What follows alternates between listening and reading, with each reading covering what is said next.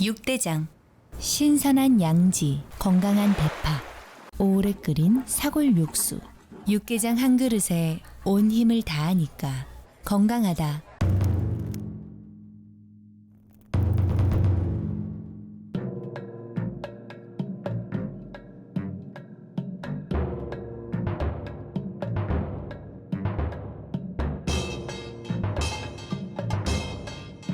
육개장은 육대장. 사랑이 샘솟고 웃음꽃 가득한 5월을 라디오 서울이 함께합니다.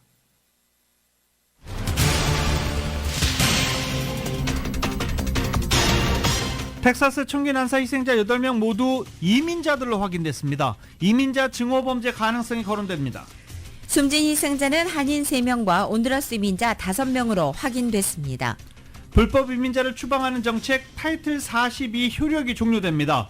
이에 따라 중남미 이민자들이 미국과 멕시코 국경지대에 몰려들고 있어 심각한 문제가 되고 있습니다. 미국 정부는 감시를 위해서 군과 세관 단속국을 추가로 배치했지만 밀려드는 이민자들을 막기는 어려워 보입니다. 멕시코 정부는 국경에 15만 명이 몰려든 것으로 추산하고 있습니다. 어제 오후 한인타운 윌셔 블루버드 일대 대규모 정전 사태가 발생해 한인 마켓과 식당 등에 큰 혼란이 발생했습니다. 정전 사태는 3시간 이상 이어졌습니다. 헐리우드에서 한 남성이 싸움을 말리다 총상을 입었습니다. 남성은 자신이 말리지 않았으면 피해자가 사망했을 것이라면서 이 같은 행동을 후회하지 않는다고 밝혔습니다. 아시안 아메리칸의 절반 이상은 자신의 정체성을 의식하고 있다는 설문조사 결과가 나왔습니다. 시카고에서 10대들이 귀가하던 20대 여성 경찰관의 금품을 빼앗으려다 총으로 살해 기소됐습니다. 지난주 신규 실업수당 청구 건수가 26만 4천 건으로 1년 반 만에 가장 많아졌습니다. 노동시장 과열이 싣고 있다는 분석입니다. 채무 불이행 우려가 커지는 가운데 바이든 대통령은 미국은 돈을 떼먹는 나라가 아니라면서 부채 한도 증액 의지를 거듭 밝혔습니다. 구글이 사람처럼 묻고 답하는 인공지능 챗봇 시장에 본격적으로 뛰어들고 바드를 발표했습니다. 영어뿐 아니라 한국어 지원도 가능합니다. 연방의회 상하원에서 사실상의 주미 대만 대사관 역할을 하는 주미 대만 경제문화대표부를 대표 공간 기능을 강조해서 개명하는 법안이 초당적으로 추진되고 있습니다. 우크라이나 동부 최대 격전지 바흐무트에서 러시아군이 큰 타격을 입고 일부 퇴각한 것으로 전해졌습니다. 이스라엘군이 가자지구에 대한 공격을 시작했습니다. 가자지구는 수백 발의 로켓으로 대응에 나서면서 밤새 교전이 이어졌고 지금까지 20명 이상 숨졌습니다. 한국이 3년 4개월 만에 코로나 바이러스 종식을 선언했습니다. 윤 대통령은 일상을 되찾게 돼 기쁘다고 말했습니다. 다음 주에 열리는 히로시마 G7 정상회의 마지막 날에 한일, 한미일 정상회담 개최가 조율되고 있는 것으로 알려졌습니다. LA 레이커스가 골든스테이트와의 플레이오프 2라운드 5차전 경기에서 106대 121로 패했습니다. 시리즈 전적 여전히 3승 2패로 앞서 있는 상황입니다. LA 다저스가 밀워키와의 경기에서 8대1로 승리했습니다. 선발로 나선 클레이튼 커쇼가 7이닝 1실점으로 시즌 6승째를 챙기고 다승 부문 선두로 나섰습니다.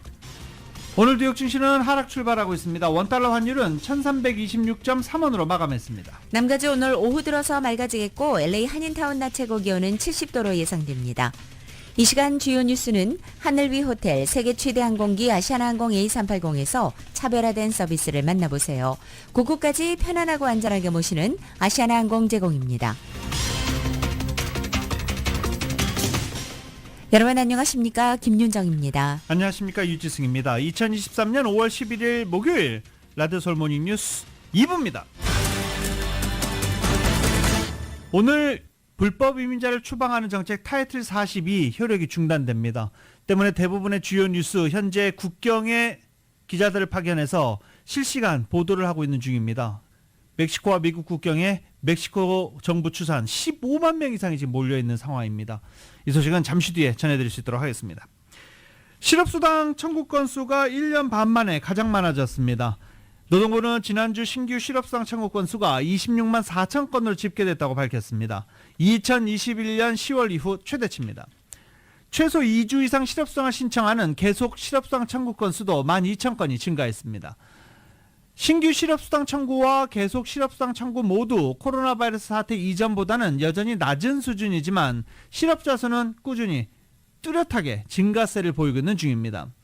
인플레이션을 잡기 위한 연준의 10연속 금리 인상 여파로 금융, 월가, 빅테크 이런 대기업들이 속속 대량 해고를 단행한 여파로 노동시장 과열에 식고 있다는 분석입니다. 하반기부터 금리 인상 영향이 본격화해 고용이 줄고 실업률이 높아질 것으로 예상하고 있습니다. 미국의 도매 물가는 상승폭이 둔화되고 있습니다. 미 노동부는 4월 생산자 물가지수 PPI가 전년 동월보다 2.3%, 전월보다 0.2% 각각 상승했다고 오늘 아침 밝혔습니다. 전년 대비 상승률은 3월 2.7%보다 축소돼서 2021년 1월 이후 가장 낮은 수준을 기록했습니다. 전월 대비 오름폭도 월스트리트저널이 집계한 전문가 전망치 0.3%를 하회했습니다. 에너지와 식품 등을 제외한 근원 PPI는 전년 동월보다 3.4%, 전월보다 0.2% 각각 상승했습니다. 이러한 결과는 원자재 가격 하락과 공급망 개선에 힘입어서 도매 물가 오름세가 둔화되고 있음을 보여준다고 블룸버그는 분석했습니다. PPI는 일정 부분 소비자 물가의 선행 지표로 받아들여진다는 점에서 미국의 인플레이션 전망에 파란불이 켜졌다는 관측이 나오고 있습니다. 지금 인플레이션을 잡기 위해서 1년 넘게 연준이 고군분투하고 있습니다. 고군분투란 말이 맞나요? 그냥 금리를 계속 인상하고 있는 중입니다. 소비자 물가지수가 10개월 연속 둔화세를 이어가면서 인플레이션이 점점 잡히고 있다라고 파악되고 있습니다. 인플레이션을 잡기 위해 실업률을 올리고 고용을 지수를 뚝 떨어뜨리는 연준의 기대가 점점 맞아 떨어지는 겁니다.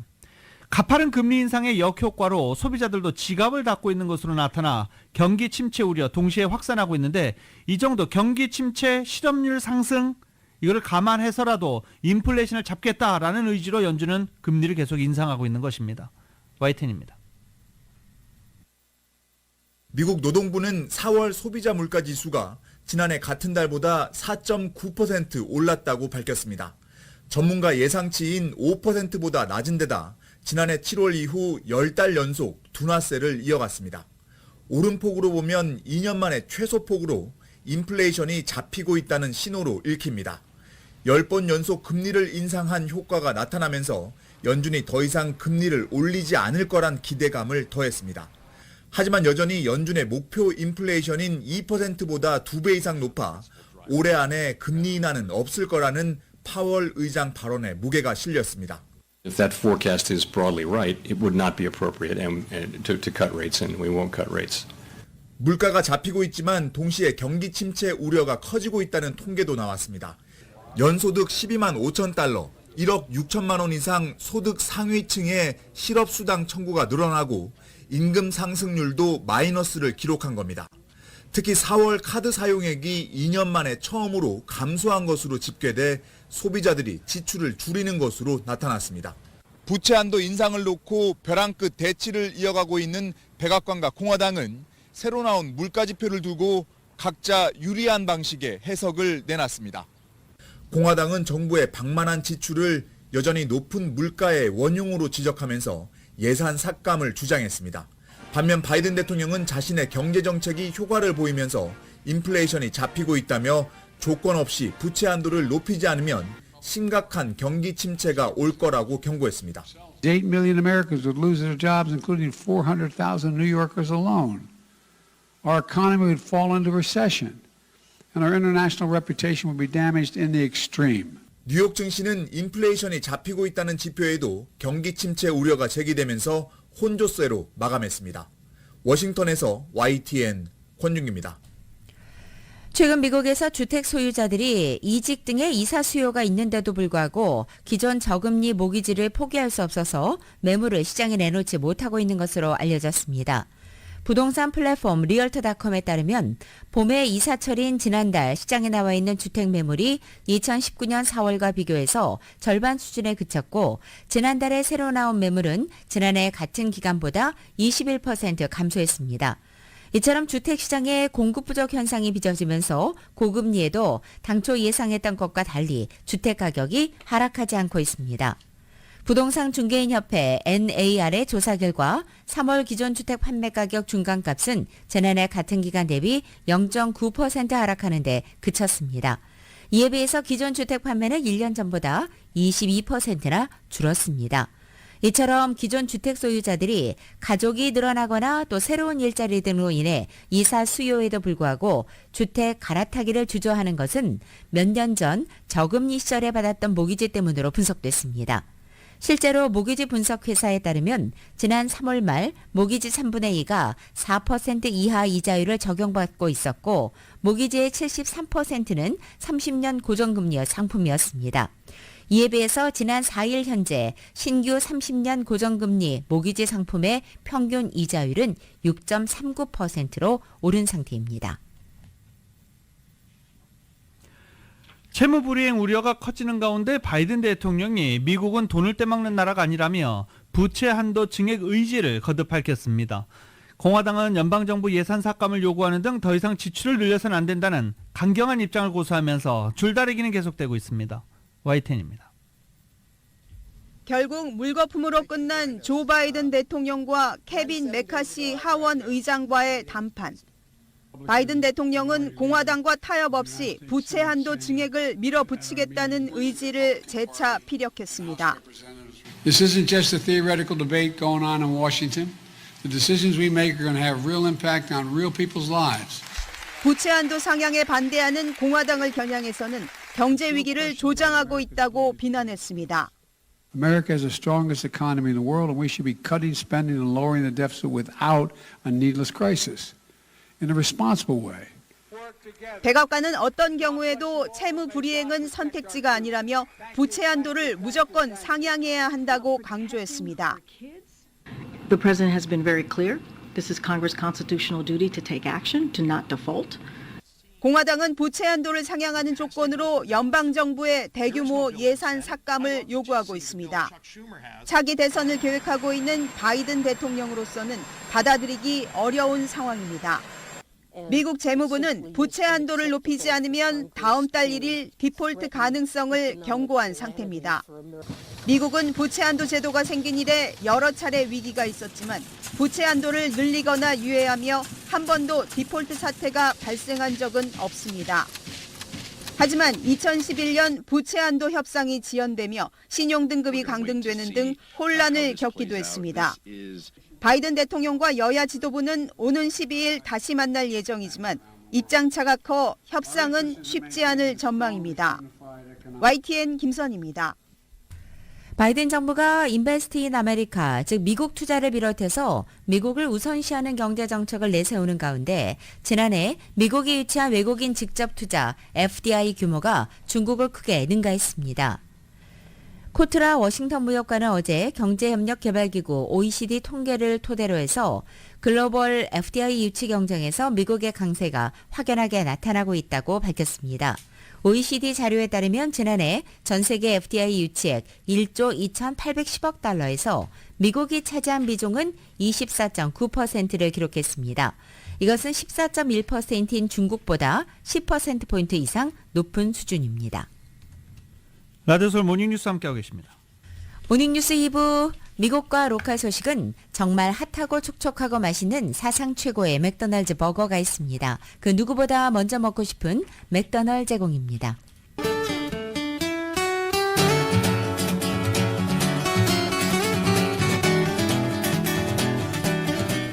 5월 11일 목요일 남가주의 날씨입니다. 오늘 아침 출근길을 다소 흐린 하늘과 함께 시작하고 있습니다. 점심시간 이후에는 맑은 하늘 드러나겠고 낮 기온은 어제와 비슷하게 유지돼서 오늘까지는 평년기온을 밑도는 서늘한 날씨가 이어지겠습니다.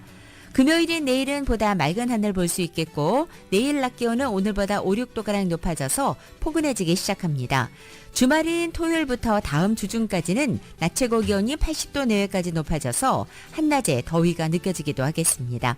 LA 한인타운의 오늘 낮 최고 기온 70도, 밤 최저 기온은 56도, 오렌지 카운티 지역은 72도, 56도, 밸리와 일랜드 엠파이어 지역 75도, 53도, 해안 지역은 63도, 54도 예상됩니다. 한국은 오늘 전국이 대체로 흐리겠고 서울의 오늘 아침 최저 기온이 52도, 낮 최고 기온은 76도 예상됩니다. 라디오 서울 모닝뉴스 2부 이 시간은 1250만 불 교통사고 최고 보상, 교통사고 전문 천재 변호사 리차드 호프만, 신용의 상징 유한양행 건강식품과 누구나 젊어지는 얼굴 피부과학 셀리온, 메디케어 시니어를 위한 전문의 허가가 아주 빠른 한인 최고 최대의 서울 메디칼 그룹, 총 20억 달러의 승소, 크고 작은 교통사고와 상해 브라이언 타필라와 CG러, 고객 한 분 한 분과의 릴레이션십을 생각합니다. 당신의 든든한 금융 파트너 CBB뱅크 공동 제공입니다.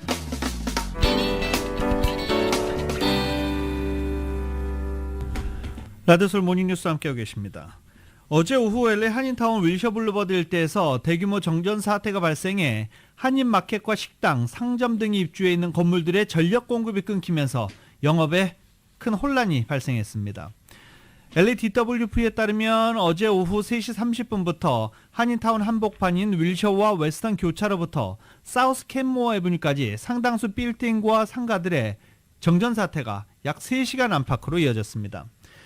오피스 건물을 포함해 마당몰과 시티센터 등에도 전기가 나가면서 엘리베이터와 에스컬레이터가 멈추고 주차장 출입이 차단돼 입주자와 손님들이 큰 불편을 겪었습니다. 시티센터를 찾았던 한 한인은 전기가 완전히 나가 에어컨과 엘리베이터 아무 작동도 하지 않았다라고 얘기했고, 또 시티센터를 찾은 한 손님은 지하 주차장에 갇혀서 한동안 나가지 못했다라고 전하기도 했습니다. 미국에서 두 번째로 큰 도시 이곳 LA에서 범죄가 가장 많이 발생하는 가장화 위험 지역은 다운타운으로 조사됐습니다. 다운타운의 범죄 발생률은 LA 지역 전체 평균에 비해서 무려 7배인 606%나 더 높게 나타난 것입니다. 이번 조사는 에어리어바이브스닷컴이 2023년 현재 인구 10만 명당 LA시 평균 범죄 발생 건수와 각 지역별 범죄 건수를 비교한 것입니다. 다운타운 동쪽 차이나타운과 시빅센터 리틀 도쿄는 LA 평균에 비해 303%와 298% 더 많은 범죄가 발생해 2위와 3위를 차지했습니다. 이어서 사우스파크와 링컨 하이츠, 레이먼트 파크와 웨스트 애덤스, 사우스 LA, 하이드 파크, 사우스 이스트 LA 등이 LA에서 가장 위험한 지역 탑 10에 올랐습니다. 한편 LA 한인타운은 가장 위험한 지역 탑 10에 포함되지 않았습니다. 캘리포니아가 높은 세율을 피해서 다른 주로 이주한 주민들에 인해서 2020년부터 21년 2년간 470억 달러의 세수를 잃은 것으로 나타났습니다. 뉴욕주도 캘리포니아와 상황이 비슷합니다. IRS 국세청 데이터에 따르면 캘리포니아는 납세자 이주로 인해서 2020년 180억 달러, 2021년 290억 달러의 세수 손실을 보고했습니다. 캘리포니아에서 타주로 이주는 심각합니다. 2020년 4월부터 2022년 7월 사이 인구 50만 명 이상이 감소한 것입니다. 2018년만 해도 캘리포니아가 최고 이주 목적지 중 하나였습니다. 근데 불과 2년 후 캘리포니아 유입 증가폭은 40%, 타주로 이주 증가폭은 60%에 다다르고 있습니다. 역시 세금 때문에 그렇습니다. 캘리포니아의 13.3% 소득세율 전국에서 가장 높습니다. 여기에 37%의 연방세금을 추가하면 캘리포니아에서 삶을 꾸리기는 쉽지 않다라며 주민들이 이주한 이유가 가장 컸습니다. 이번 달 초 캘리포니아에 거주하는 흑인 주민 한 명당 120만 달러의 인종차별 배상금을 지급할까는 안을 두고 찬반 논란이 일고 있는 가운데 게빈 뉴섬 캘리포니아 주지사가 유보적인 입장을 내놨습니다. 게빈 뉴섬 주지사는 노예제도 같은 과거에 흑인이 받은 차별은 단순히 돈으로 해결될 문제가 아니라면서 해당 안이 완벽히 구상된 뒤에 결정하겠다고 밝힌 것입니다. 게빈 뉴섬 주지사는 노예제도를 비롯해 과거 흑인이 받은 차별은 단순히 금전적으로 해결될 문제가 아니라고 밝혔고, 이어 배상금 지급안이 완전히 수립된 뒤에 최종 결정을 내리겠다고 말한 것입니다. 그러면서도 게빈 뉴섬 주지사는 모든 캘리포니아주 주민에게 공정하고 평등한 미래를 보장하기 위해 시스템 변화를 추진할 것이라고 강조했습니다. 이것은 120만 달러 배상금 지급안에 대해서 완곡한 거부 의사를 보인 것은 아니지만 완전한 지지를 표한 것도 아니라는 것으로 해석되고 있습니다. 이런 가운데 배상금 지급안에 대한 비판은 거센 거에 나타나고 있습니다. 이것은 캘리포니아주의 노예제도가 존재하지 않았다는 주장 때문입니다. 또한 반대하는 측은 과거 잘못에 대한 책임을 현 세대가 부담하는 것은 너무 과하다는 입장을 피력하고 있습니다. 오늘 13일 정신건강 및 가정의 달을 맞아 비영리단체 유스타 파운데이션이 개최하는 오미라클 힐링 세미나 for 100세 세미나가 개최된다고 합니다. 자세한 소식 김주윤 기자가 보도합니다. 오늘 13일 정신건강 및 가정의 달을 맞아 비영리단체 유스타 파운데이션이 개최하는 오미라클 힐링 세미나 for 100세 세미나가 개최됩니다. 비영리단체 유스타 파운데이션은 오는 13일 오후 2시 남가주 새누리교회 구성전에서 오미라클 힐링 세미나 for 100세 시대를 팬데믹 이후 4년 만에 재개한다고 밝혔습니다. 최근 발표된 한 연구에 따르면 사회적 고립은 치매 발병 위험을 높이며 외롭고 우울한 마음은 하루에 담배 15개비를 피우는 것보다 해롭다는 결과가 나왔습니다. 오랜 팬데믹 기간 동안 고립과 외로움에 지친 노년층, 그리고 가족 모두에게 아름답고 건강하게 행복하게 살아가는 방법을 알리자는 취지를 담았다는 설명입니다.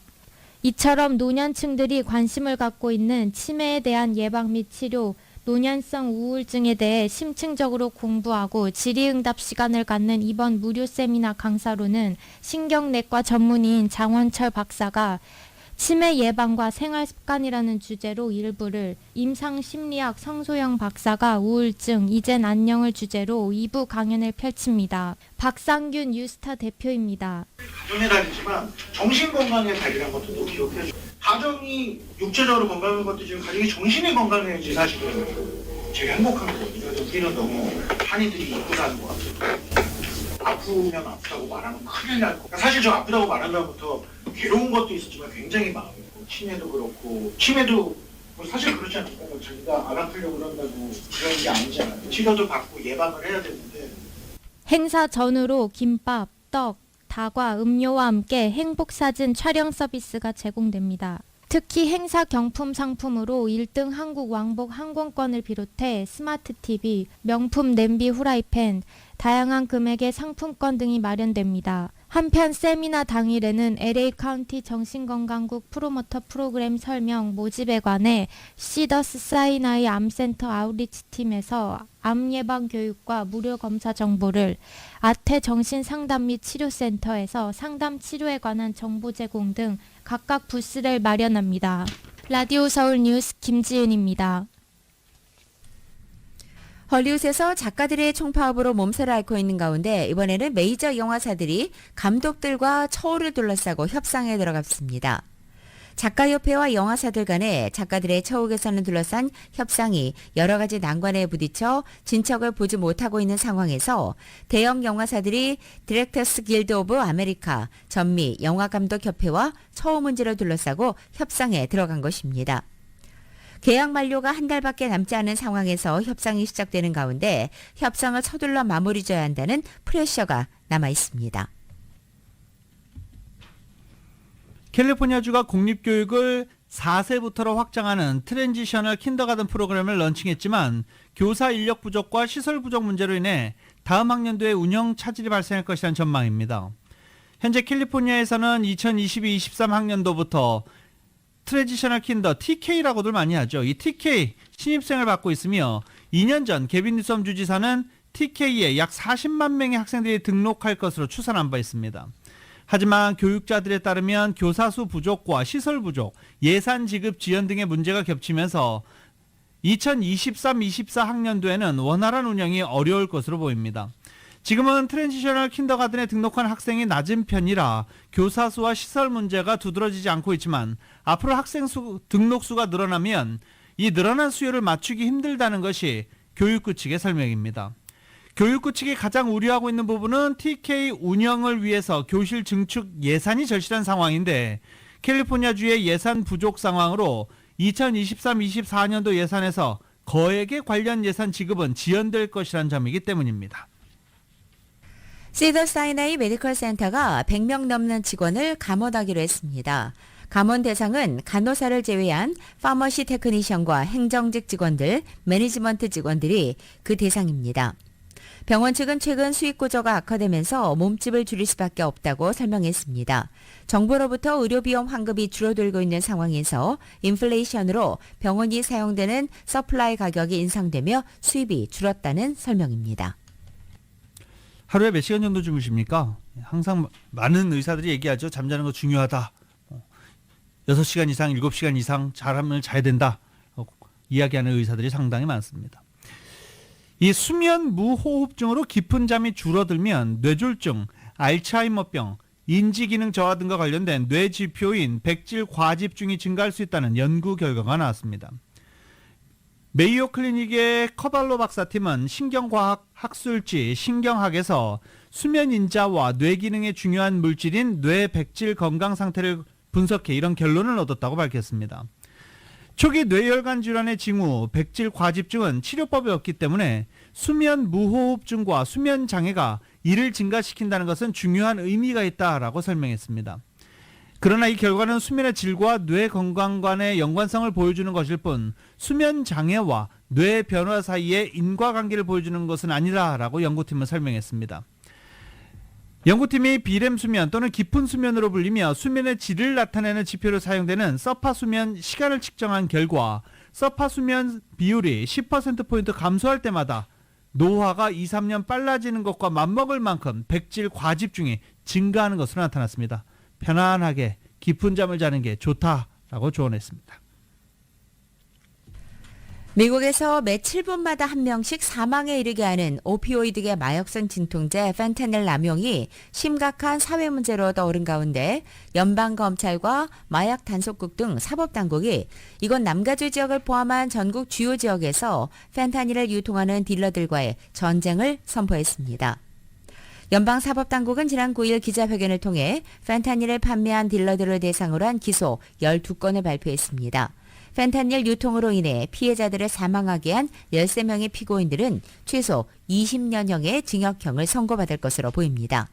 기소 12건 가운데 11건 피고인들이 LA와 노스홀리우드, 몬테벨로, 샌버나디노, 리버사이드 같은 남가주 출신으로 알려져 있습니다. 라디오솔 모닝뉴스 함께하고 계십니다.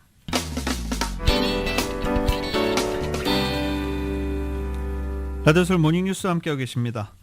불법 이민자들이 몰려든 국경. 지금 미국 내 주요 언론들은 탑뉴스로 오늘 이 문제를 보도하고 있습니다. 타이틀 42입니다. 3년 전 트럼프 정부는 불법 이민자를 즉각 추방하는 정책, 이른바 타이틀 42를 시행했습니다. 코로나 바이러스 확산을 막겠다는 게 명분이었는데 코로나 바이러스 비상사태가 해제되면서 그 효력도 끝이 났습니다. 그러면서 중남미 이민자들이 국경지대에 몰려들고 있어서 아주 심각한 문제가 되고 있습니다. KBS입니다. 철제 장벽에 가로막혔지만 이들은 철조망을 넘어 미국 땅에 들어와 있습니다. 불법 입국자들입니다. 현재 멕시코와 접경 지역인 엘페소에만 2,500여 명이 미국행을 기다리고 있습니다. 엘페소 시내 모든 보호시설은 꽉 찼습니다. 이 교회와 주변에만 1,000명 가까이 몰려 있습니다. Tuvimos que entrar de forma ilegal. La aplicación del CBP-1 no nos ha dado ninguna cita ni esperanza de que nos dé ninguna cita. 불법 이민자들이 이곳에 모여 있는 이유는 당국이 보호소 주변만큼은 인도적인 차원에서 단속을 하지 않기 때문입니다. Es que nos quedamos aquí porque si nos movemos a otro lado la policía nos coge. Entonces estamos aquí por seguridad. 저녁이 되면 길거리는 이민자들의 숙소가 됩니다. 날씨가 춥지 않아 담요 몇 장으로 버틸 수 있다는 게 그나마 다행입니다. 엘페소 지역 10여 개 이민자 보호시설이 모두 이런 상황입니다. 이 보호시설 주변에도 500여 명이 며칠째 노숙하고 있습니다. 거리에 있는 이 사람들은 현재 이 보호시설을 이용할 수가 없습니다. 법적인 절차를 밟아 외국인 등록번호를 받아야 시설 이용이 가능한 상황입니다. 등록번호를 받고 입소를 해도 입국이 바로 허락되지는 않습니다. 또 즉각 추방 정책 종료로 미국 체류가 쉬워지는 것도 아닌데 이민자들은 잘못된 정보를 믿고 몰려옵니다. Por una parte, la gente piensa que llegando aquí, quitando el título 42, van a estar normal aquí. 이민자들을 받아줄 건지 아니면 구금이나 추방할지 결정하는 과정도 너무 깁니다. I have heard concerns about that it is too long of a period, whether it be several months or even a year or so. 멕시코 정부는 즉각 추방 정책이 끝나기를 기다리며 미국 국경 지역에 몰려든 사람 수를 15만 명으로 추산하고 있습니다. 텍사스 엘페소에서 KBS 뉴스 이영현입니다. 이 타이틀 42 정책이 종료되면서 연방정부가 불법 입국자 폭증에 대비해 남부 지역의 인력을 증원하고 있습니다. 망명 신청 자격 여부와 무관하게 국경에서 불법 입국자를 즉각 추방하는 이 타이틀 42 정책이 끝나면 불법으로 입국해도 미국 체류가 더 용이해질 것으로 보고 남미 지역에서 많은 사람들이 국경으로 몰려들고 있기 때문입니다. 남부 국경 지역에 2만 4천 명의 법 집행 인력과 1만 1,000명의 국경 순찰대 코디네이터를 새로 배치했다고 바이든 행정부는 밝히기도 했습니다. 또 정부 고위 당국자는 국토안보부의 다른 기관에서 추가로 수백 명의 법 집행 인력을 국경에 배치했고 지난 1년 반 동안 수천 명의 계약직 인력도 고용했다며 시설 관리 등을 위한 자원봉사자 400명도 있다라고 밝혔습니다. 또 국방부도 남부 국경에 1,500명의 군 파견 계획을 밝히기도 했습니다. 또 관세 국경 보호청 업무를 군인이 지원할 것으로도 전해졌습니다. 바이든 정부도 42호 정책 종료에 맞춰서 합법적인 망명 경로 등은 확대하되 불법 입국의 경우에는 강하게 처벌하는 정책을 시행하겠다고 밝힌 바 있습니다. 구체적으로 바이든 행정부는 가족 재결합 프로그램 확대, 과테말라, 콜롬비아 등 남미 주요 국가의 이민 처리 센터 설치, 온라인 플랫폼 설치 등을 통해서 합법적으로 미국에 입국할 수 있는 방식을 확대하겠다라고 발표한 바 있습니다. 하지만 이런 경로를 거치지 않고 국경에서 불법 입국을 시도할 경우 신속히 추방하고 5년간 재입국 금지 등의 처벌을 부과한다는 방침을 밝혔지만 지금 10만 명 이상의 남미 이민자들이 국경에서 미국과 멕시코 국경에서 대기하고 있는 중입니다. 가짜 학력과 이력으로 파문을 일으킨 공화당의 조지 산토스 연방 하원의원이 어제 사기, 돈 세탁, 공금 절도 등의 혐의로 체포됐다가 보석으로 풀려났습니다. 산토스 의원의 각종 사기 의혹을 조사해온 뉴욕 동부 연방지방검찰청은 13개 혐의로 기소한 후 어제 오전 체포했습니다. 모든 혐의가 인정된다면 최대 20년의 징역형이 선고될 수 있다고 법무부는 설명했습니다. 하지만 어제 오후 뉴욕주 롱아일랜드의 연방법원에서 진행된 기소 인부 절차에서 산토스 의원은 모든 혐의를 부인했고 재판부는 $50만 보석금을 조건으로 산토스를 석방했습니다. 다만 산토스는 법원에 여권을 제출했고 워싱턴 DC와 뉴욕 외에는 이동이 제한됩니다. 따라서 산토스는 연방하원 회의에 참석하고 계속 투표를 할 수 있게 됐습니다. 공소장에는 산토스 의원이 선거 자금을 유용해서 명품 옷을 사고 자동차 할부금을 납부하며 카드 빚을 갚는 등 개인적으로 사용한 혐의가 기재되기도 했습니다. 브라질 이민자 2세인 산토스는 지난해 11월 뉴욕주 롱아일랜드와 뉴욕시 퀸스 일부가 포함되어 있는 연방하원 제3선거구에서 승리해서 공화당 소속으로는 연방의원에 당선된 첫 번째 공개 동성애자로 화제를 모은 바 있습니다. 하지만 뉴욕타임즈가 산토스의 이력 대부분이 날조된 것이라는 의혹을 제기하면서 논란에 휩싸였고 혈통부터 가족, 학력, 경력까지 모든 것이 입만 열면 거짓말이라는 의혹이 눈덩이처럼 불어난 것입니다. 대학을 아예 나오지도 않았고 골드만삭스와 시티그룹에서 일했다는 이력도 역시 허위로 드러났습니다. 유대인 혈통이며 조부모가 2차 세계대전 중에 나치로부터 겨우 탈출했다는 주장도 거짓으로 확인됐고 동성애자임을 강조했지만 과거 여성과 결혼한 적이 있다는 사실은 숨긴 것입니다. 이 같은 개인적인 이력 위조뿐만 아니라 선거자금 유용을 비롯한 현재 각종 사기 의혹도 불거진 상태입니다.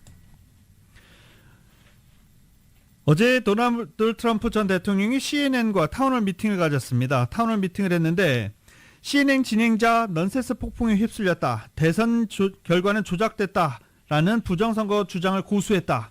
그리고 성폭력 피해자에게 추잡한 여자라고 조롱하고 갈채를 받기도 했다. 뭐 이런 대부분의 타운홀 미팅에 대해서 좋은 이야기는 하나도 없습니다. AP통신은 지속적으로 팩트체크를 했지만 주제에 초점을 맞추려고 고군분투하는 CNN 진행자와는 달리 트럼프는 길고 뒤틀린 대답만 내놨다. 트럼프를 향하는 온갖 송사이의 압박이 커지고 있지만 그 어느 때보다 대선 후보로 선출될 수 있는 강력한 입지에 있는 것 같다. 아이러니하다. AP통신의 분석입니다. 공영방송 NPR은 트럼프 전 대통령은 뭔가 동의하지 않는 사안이 튀어나오거나 정치적으로 곤란한 상황에 빠지면 방어적으로 비난을 퍼붓는 전형적인 모습을 보여줬다라고 꼬집고 허장성세와 도발적 언사로 정치 경력을 쌓아온 이 76세의 사람에게 무엇을 기대할 수 있겠나라고 비꼬았습니다. 어제 트럼프 전 대통령의 CNN 타운홀 미팅 거짓 선동으로 뻔뻔한 인터뷰를 했다라는 게 주요 언론들의 주로 해설입니다. 하지만 그건 역시 언론들의 생각일 뿐인 것 같습니다. 지지율이 다르기 때문입니다. 바이든 대통령이 재선 공식화 이후 지지율 반등의 계기를 만들지 못한 채 낮은 지지율에서 고전하고 있습니다. 트럼프 전 대통령에게 가상 대결에서 뒤지는 것으로 나타났습니다. 이렇게 주요 언론들이 트럼프 전 대통령의 인터뷰를 비난하고 깎아내리고 있지만 여론조사를 보면 항상 앞서고 있습니다. 정치 전문 매체 더 힐은 트럼프 전 대통령의 승리를 볼 수 있다는 불안감이 민주당을 휘감고 있다라고 보도하기도 했습니다. 트럼프 전 대통령이 성추행 민사소송에서는 패했지만 많은 민주당원들은 일련의 스캔들에도 불구하고 트럼프가 공화당 경선에서 선두를 달리고 있으며 민주당이 트럼프를 과소평가하고 있다라고 지적했다고 전하고 있습니다. 실제 워싱턴 포스트와 ABC 방송이 발표한 여론조사 결과에 따르면 트럼프 전 대통령과 바이든 대통령의 맞대결 시 트럼프 전 대통령이 45%, 바이든 대통령이 39%로 6%포인트 앞서는 것으로 나타나고 있습니다. 최근 이코노미스트와 여론조사기관 유고부 조사에서도 두 사람이 동률을 기록하거나 팽팽히 맞서는 것으로 나타났지만 트럼프 전 대통령이 근소하게 앞서는 것으로 계속 나타나고 있는 상황입니다. 두 사람 모두 한계가 뚜렷하다는 점에서 어느 한쪽의 우세를 쉽게 예단하기는 어려운 측면도 있습니다. 트럼프 전 대통령은 민사소송 패소를 시작으로 줄줄이 사법 리스크가 도사리고 있는 데다 의회 난입 사태로 민주주의 근간을 훼손했다는 꼬리표가 달려있어 본선에서는 치명적인 약점이 될 수 있다는 지적도 나오고 있습니다. 바이든 대통령은 고령이라는 근본적인 약점에 경제 문제, 정책적 우려가 발목을 잡고 있다라는 지적이 제기되고 있습니다. 구글이 사람처럼 묻고 답하는 인공지능 챗봇 시장에 본격적으로 뛰어들었습니다. 현재 시장을 장악하고 있는 챗GPT에 도전장을 내민 것입니다. 그런데 이번에는 영어뿐만 아니라 한국말 지원도 가능한 것으로 알려집니다. YTN입니다. 구글이 야심차게 준비한 인공지능 챗봇 바드를 180개 나라에 공개했습니다. 지난 3월 출시한 지 한 달 반 만입니다. 챗 GPT를 겨냥한 만큼 기능이 한층 향상됐습니다. 특히 최신 언어 모델 팜2를 탑재해 100개 넘는 언어를 지원할 수 있게 됐습니다. 구글은 영어에 이어 우선 우리말과 일본어 서비스를 내놨습니다. And as you can see, it added comments in Korean, just like you asked.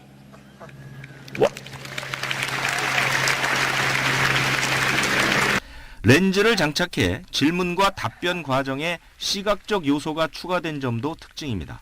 강아지 사진을 보여주면 이를 분석해서 도움말을 생성합니다. 챗 GPT는 2021년까지의 자료만 분석할 수 있었는데 바드는 실시간으로 학습해 답변할 수 있습니다. 자료 부족 때문에 생기는 오류를 줄일 수 있게 된 것입니다. We are taking the next step. With a bold and responsible approach, we are reimagining all our core products, including search. 구글은 대규모 언어 모델은 아직 초기 단계라며 한계를 인정했습니다. 바드가 결합된 검색 엔진은 이용자 등록이 시작됐으며 몇 주 안에 시범 운영에 들어갈 계획입니다. YTN 유재복입니다. 디즈니의 밥 아이거 최고 경영자가 법적 분쟁 중인 공화당 대선 주자 론 디샌티스 플로리다 주지사를 겨냥해 플로리다 투자받기 싫은가? 이렇게 질문했습니다. 1분기 컨퍼런스 콜에서 플로리다주 정치인들이 디즈니에 보복을 가하고 있다고 비난하면서 플로리다주가 디즈니에 지속적인 투자에 관심이 있는지 의문을 나타냈다라는 것입니다. 플로리다에 있는 테마파크 디즈니월드의 경제 효과를 설명하면서 우리는 책임감 있게 디즈니 월드를 운영하고 있고 정당한 세금을 내고 수천 명을 고용하고 있다. 그리고 플로리다주에 최저임금보다 높은 임금을 주고 있다라고 강조했습니다.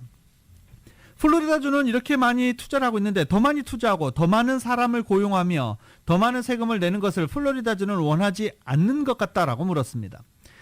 이 같은 발언이 평소 온화한 그의 성품을 감안할 때 이례적이다라고 로이터 통신은 분석하고 있습니다. 디즈니와 디센티스 주지사 간의 갈등은 지난해 플로리다주가 저학년 학생들에게 동성애 등 성적 정체성에 대해 교육하는 것을 금지하는 법을 제정한 것이 발단이 됐습니다. 이 법안에 디즈니가 반대 입장을 표명하면서 그때부터 디센티스 주지사와 디즈니 간의 갈등이 시작됐습니다. 구글이 어제 접는 스마트폰을 전격 공개했습니다. 구글은 어제 북가주 마운틴뷰 쇼어라인 앰피티어러에서 열린 연례 개발자 회의에서 폴더블 폰인 픽셀 폴드를 선보인 것입니다. 폴더블 폰은 2019년 2월 삼성전자가 처음으로 내놓은 뒤에 수당을 주도하고 있는 스마트폰이며 삼성전자가 전체 시장의 80%의 점유율을 차지하고 있습니다. 그동안 샤오미 같은 중국 기업들이 삼성전자의 뒤를 이어서 연달아 접는 폰을 출시하기는 했지만 주요 빅테크로는 구글이 처음입니다. 이처럼 구글이 픽셀 폴드를 내놓으면서 접는 폰 시장은 보다 확대될 전망입니다. 이에 아이폰 제조업체 애플의 행보에도 관심이 쏠리고 있습니다. 라디오솔 모닝뉴스 함께하고 계십니다. 잠시 뒤에 스포츠 소식으로 이어집니다. 라디오솔 모닝뉴스 스포츠 소식입니다. 스포츠 소식은 전문가가 추천하는 가정법과 이민법 전문 재인정 종합법률사무소 제공입니다. 어제 LA 레이커스가 골든스테이트 워리어스와의 원정 경기에서 플레이오프 2라운드 5차전 경기 원정 경기에서 106대 121로 패했습니다. 스테판 커리가 27득점, 르브론 제임스가 25득점을 올리면서 팽팽히 두 선수 맞섰었죠. 두 선수 서로 수비하는 모습 굉장히 인상적이기도 했습니다. 르브론 제임스 상당히 큰데 미스매치 아닌가라고 했는데 스테판 커리를 막으려면 또 어쩔 수 없죠. 그런데 또 르브론 제임스가 수비를 잘 못하는 선수예요. 어제 경기에 패하면서 그래도 LA 레이커스는 시리즈 전적 3승 2패로 앞서 있는 상황입니다. 이제 6차전 경기는 금요일 내일 LA로 돌아와서 크립토닷컴 아레나에서 치러집니다. 내일 오후 7시 6차전 경기가 치러지는데 여기서 LA 레이커스가 승리하면 끝, 레이커스가 지면 마지막 7차전 경기로 넘어갑니다. 한국 선수 최초 이탈리아 1부 리그에서 우승한 나폴리의 김민재 선수가 한국 팬들에게 벅찬 우승 소감을 밝혔습니다. 자신의 등번호 3번에 얽힌 즐거운 사연도 소개했습니다. KBS의 보도입니다. 나폴리의 철벽기둥 김민재에게 2023년 5월은 평생 잊을 수 없습니다. 우디네세 원정에서 리그 우승을 확정하고 그라운드에서 팬들과 뜨겁게 기쁨을 나눴습니다. 사흘 뒤엔 나폴리 홈구장인 마라도나 스타디움에서 빅리그 우승 축하연을 함께했습니다. 제가 살면서 다시 그런 장면을 이제 볼 수 있을까? 이제 팬분들 이제 보고 이제 세리머니 이제 다 같이 하고 이제 셀러브레이션 하니까 아 진짜 우승했구나라는 게 좀 느껴져서. 김민재에게 등번호 3번은 축구 인생에서 의미 있는 숫자로 남게 됐습니다. 33년 만에 33라운드에서 세 번째 우승을 제가 3번 달고, 그래 처음에 여기에 3번 이제 이게 우승 티셔츠거든요. 보여요 지금? 이게 3번, 처음에 이거 3번인 줄 알았어요. 그래 괜히 제가 33년 전 전설 마라도나의 추억이 서려있는 나폴리는 이제 김민재의 도시가 됐습니다. 김민재가 자주 이용하는 미용실도 관광지가 됐습니다. 김민재의 현지 인터뷰는 클린스만 감독이 해외파 선수들과의 소통을 강화하려는 의도로 성사됐습니다. Inside camp, 민재, 나폴리 다녀와. 아직 리그가 끝나지도 않았는데 맨체스터 유나이티드 등 빅리그 명문 클럽들의 러브콜이 이어지는 등 김민재의 가치는 더욱 치솟고 있습니다. KBS 뉴스 김기범입니다. 어제 LA 다저스가 미러키와의 경기에서 8대1로 크게 승리를 거뒀습니다. 어제 선발 투수로 나선 다저스 투수는 클레이튼 커쇼. 7이닝 1실점, 시즌 6승을 기록하면서 내셔널리그 투수 부문 다승 공동 선두에 올라섰습니다. 클레이튼 커쇼 다시 예전의 모습을 찾아가나요? 어제의 승리로 클레이튼 커쇼가 시즌 6승을 챙기면서 다승 공동 선두에 올랐고요. 다저스는 8대1로 승리를 거두고 서부조 선두 잘 지키고 있는 상황입니다. LA 엔젤스는 어제 휴스턴 애스트로즈와의 경기에서 4대5로 패했습니다. 오타니 선수가 오래간만에 홈런포를 터뜨리면서 추격을 했지만 홈런포가 9회에 터졌어요. 그래서 추격하는 데는 시간이 좀 모자랐습니다. 18년 만에 유럽 챔피언스리그에서 만난 AC 밀란과 인터 밀란의 치열했던 밀라노 더비에서 인터 밀란이 웃었습니다. KBS입니다. 18년 만에 성사된 밀라노 더비답게 화려한 카드 섹션이 펼쳐진 경기장. AC 밀란의 전설 셰프첸코와 테니스 조코비치 등 스타들도 찾아 뜨거운 맞대결을 함께했습니다. 경기 시작 8분 만에 인터 밀란의 제코가 포문을 열었습니다.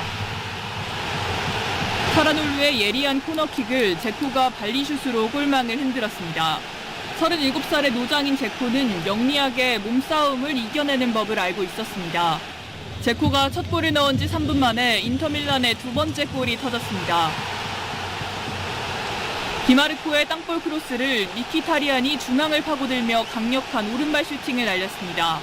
미키타리안의 과감한 쇄도에 AC밀란 수비는 자동문처럼 열렸습니다. 37살 제코와 34살 미키타리안, 이 두 베테랑에 힘입은 인터밀란은 전반에만 슈팅을 13개 때리며 AC밀란을 압박했습니다. 후반 들어 AC밀란도 반전을 누렸지만 토날리의 슛은 골대를 때렸습니다. 인터밀란은 유럽 챔피언스리그에서 처음으로 AC밀란의 승리를 거두고 결승 진출에 한 발 다가섰습니다. Penso che hai detto bene, abbiamo fatto un primo tempo straordinario, chiaramente il risultato era stretto per quello creato, per quello visto. I ragazzi sono stati bravissimi ad approcciare una partita. 13년 만에 결승 진출이 유력해진 인터밀란은 가벼운 마음으로 다음 주 펼쳐질 4강 2차전을 맞이합니다. KBS 뉴스 신수빈입니다. 2023년 5월 11일 목요일에 전해드린 라디오 서울 모닝뉴스 여기서 마치겠습니다. 지금까지 진행의 유지승, 김윤정이었습니다. 모닝뉴스 2부 이 시간은 1250만 불 교통사고 최고 보상, 교통사고 전문 천재 변호사 리차드 호프만, 신용의 상징 유한양행 건강식품과 누구나 젊어지는 얼굴 피부과학 셀리온, 메디케어 시니어를 위한 전문의 허가가 아주 빠른 한인 최고 최대의 서울 메디칼 그룹, 총 20억 달러의 승소, 크고 작은 교통사고와 상해, 브라이언 타필라와 시질러, 고객 한 분 한 분과의 릴레이션십을 생각합니다. 당신의 든든한 금융 파트너 CBB뱅크 공동 제공이었습니다. 잠시 후 9시에는 강혜신의 오늘의 미국이 방송됩니다. 함께해 주신 여러분 고맙습니다.